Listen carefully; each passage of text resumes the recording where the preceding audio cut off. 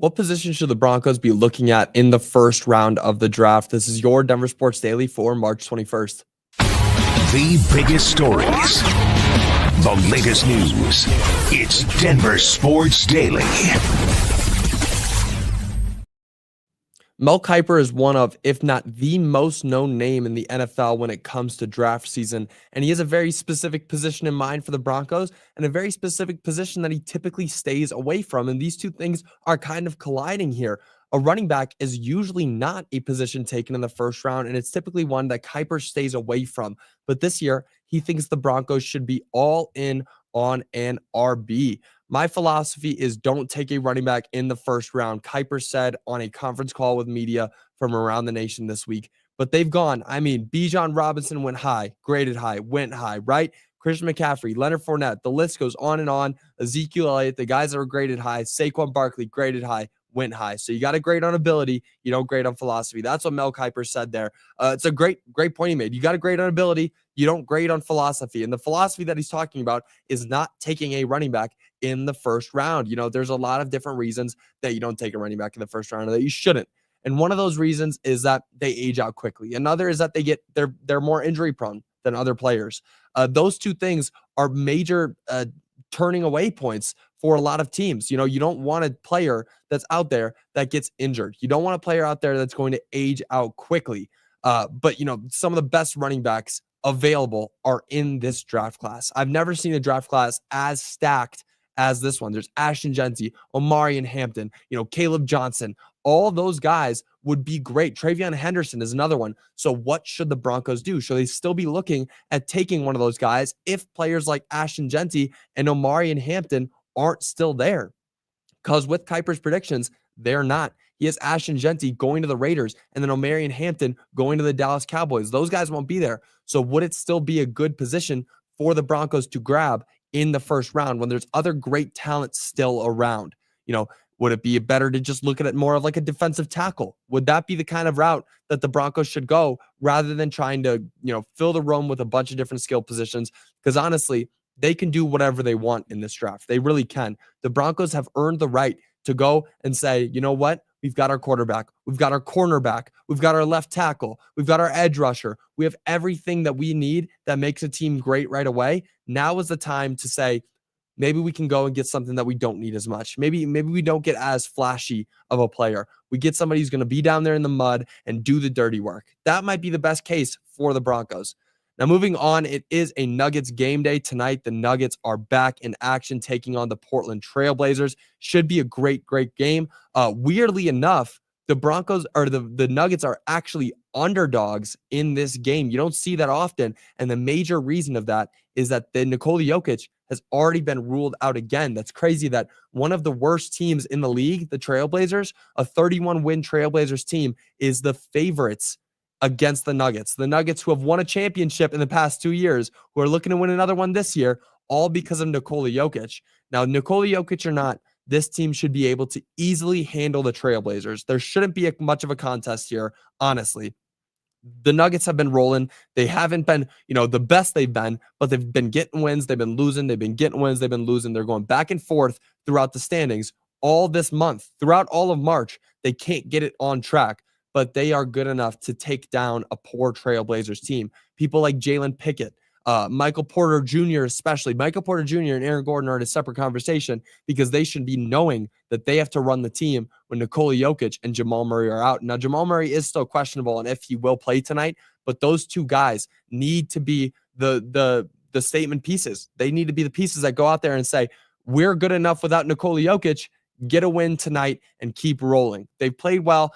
Aaron Gordon has been taking on the scoring load for the past 2 games. He scored 36 and then 26. Incredible scoring output from Aaron Gordon. And then the bench play. Again, Jalen Pickett, Spencer Jones. This guy has really turned up. I really haven't seen much of him throughout most of the season. And now he's turned up and he's really gotten himself into a groove. The Nuggets need to go out, though, and just get this win tonight. It's going to be a big game, a big confidence game. If the Nuggets lose another game like this, like they did to the Washington Wizards just last week, this could be a backbreaker. You got to go out and you got to get wins against the poor playing teams. Now, last night, moving on, the Avalanche got a huge huge win, 5-1. Incredible play from the Avalanche. 4 of their goals came in the first period. And guys, Brock Nelson is here. He has arrived. He got on the board for the first time for the Avalanche last night in the first period, and he didn't stop there. He scored another goal in the second period to push the score to 5-0. Brock Nelson, incredible play.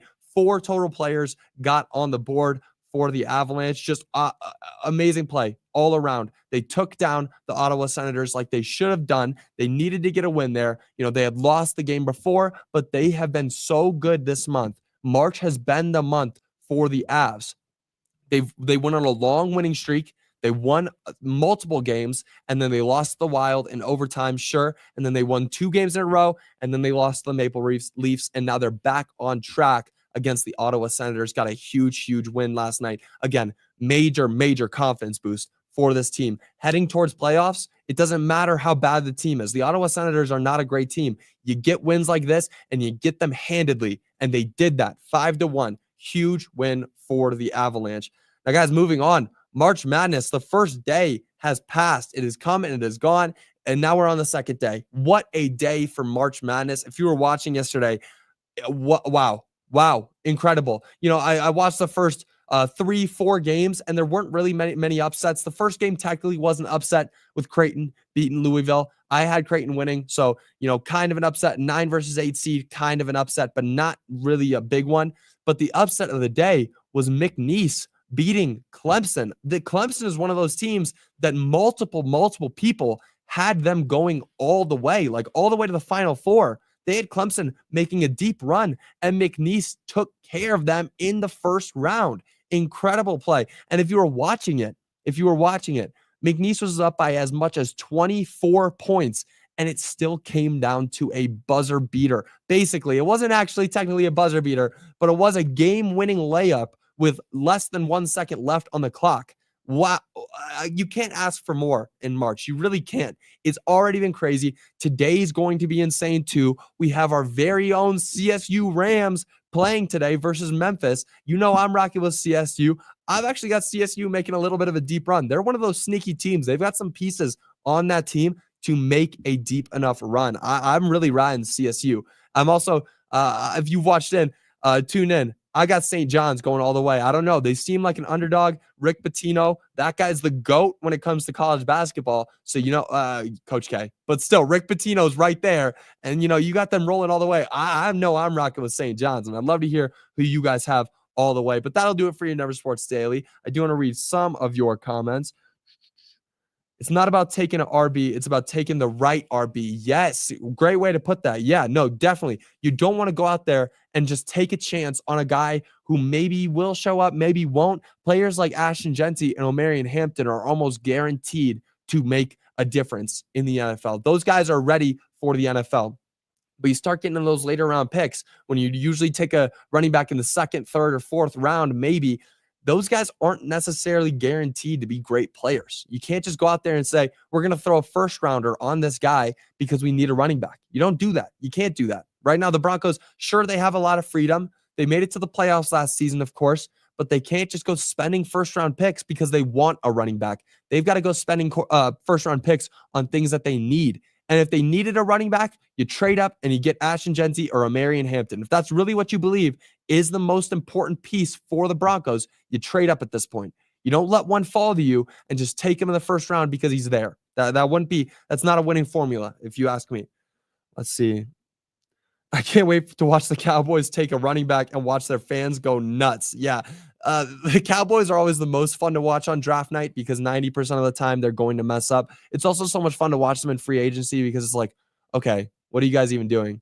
Like, what's actually going on here with this team? I feel bad for Cowboys fans. I really do. I pity them almost a little bit. And sure, I guess you could say the same about Broncos fans for the past 10 years or whatever when we've been terrible. But still, Cowboys fans, I would so much rather be any fan of any team in the world right now than a Cowboys fan. It's really, I do pity them. But that'll do it for your Never Sports Daily. I'll be back with you guys again on Monday. It's going to be a fun weekend. Obviously, March Madness all weekend. We got a couple Nuggets and Avalanche games. So I'll be back with you guys on Monday recapping those. Until then, y'all have a great rest of your day and a great weekend. Bye, y'all.